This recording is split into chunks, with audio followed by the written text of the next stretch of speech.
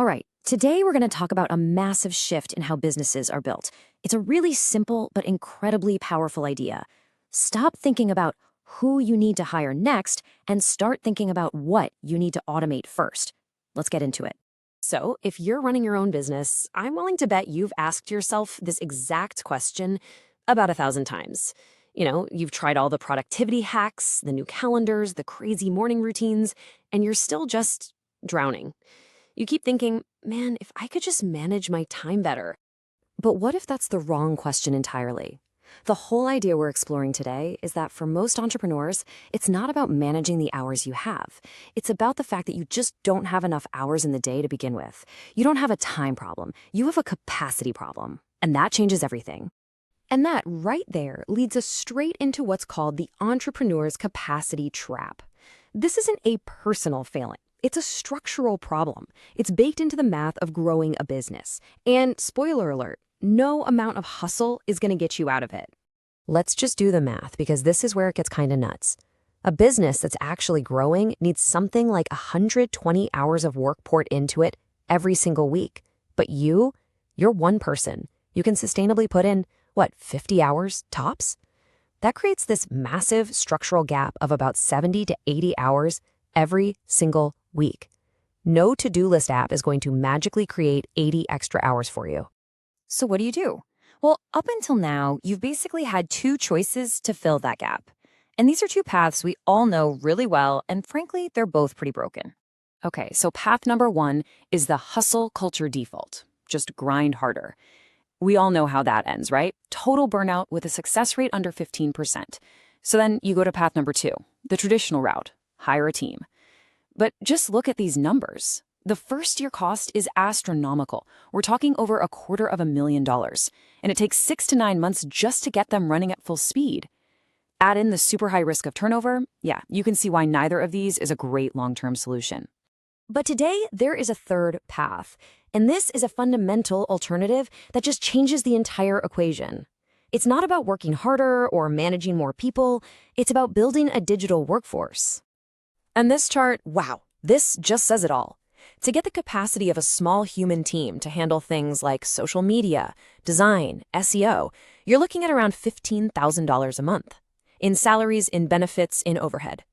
Now look at the AI automation stack that produces the exact same output. A little over $2,000. The difference isn't just big, it's a total game changer. So let's put a fine point on it. That's what this is about. You're looking at a savings of over $12,000 every single month. Over a year, that's more than $150,000 that goes straight back into your pocket or back into growing the business instead of just covering payroll. But listen, it's about so much more than just saving money. It's about what you gain. Your business is suddenly operating 24/7, even while you're asleep. Employee turnover risk? Gone. Zero. And you get what the source material calls godlike efficiency, which lets a tiny, nimble team compete with a company 10 times its size. I mean, who doesn't want that? And here's a really cool way to think about this so it doesn't feel so abstract. Think of these AI agents less like software and more like clones of you. Each one is a specialist. You've got your marketing clone, your sales clone, your admin clone, all of them working together perfectly 24/7. So how does this actually work? I know it sounds a little bit like science fiction, but the process is surprisingly straightforward. This isn't some kind of mysterious black box. It's just really practical engineering. Think about it this way. The process is a lot like onboarding a new employee, just way, way faster. First, you show it examples. Here's what my best work looks like. Then you give it the rules. Here's our brand voice. Here are our budget limits. The AI then creates some drafts. You review them and give feedback, and it learns instantly. Once it's hitting your standards, boom, you deploy it, and it works for you around the clock. Now, of course, there's the fear. Are you automating the soul out of your business? That's a super valid concern, but the key is to be really smart about it. You fully automate the mechanical, repetitive stuff that drains all your energy, the data entry, the scheduling, but you keep the high-stakes, high-value work, the deep strategy, the empathy, the building of real human relationships. You keep that human. And this really boils down to the golden rule of this whole philosophy. If you remember one thing today, make it this. Automate the execution, the actual doing of the task. but always, always keep the judgment, the strategic why, human. That's how you scale without losing what makes your company special. Okay, so let's bring this down to earth for a second. What does all this actually feel like in your day-to-day life? The source material paints this incredible picture of 2 different Tuesdays, and it asks a simple question. Which one of these lives is yours? The before Tuesday is probably pretty familiar. It's pure chaos. Waking up already exhausted, getting buried by an avalanche of admin work, missing out on following up with leads, and then working late at night just to catch up. The feeling is just trapped. But the after Tuesday? It's a world of control. You wake up rested. Your automation has already handled a bunch of work. You spend your morning on deep strategic thinking. You take an actual lunch break. And at 5 p.m., your day is actually over. The feeling isn't trapped, it's freedom. And here's what that looks like visually. Your time gets completely reallocated.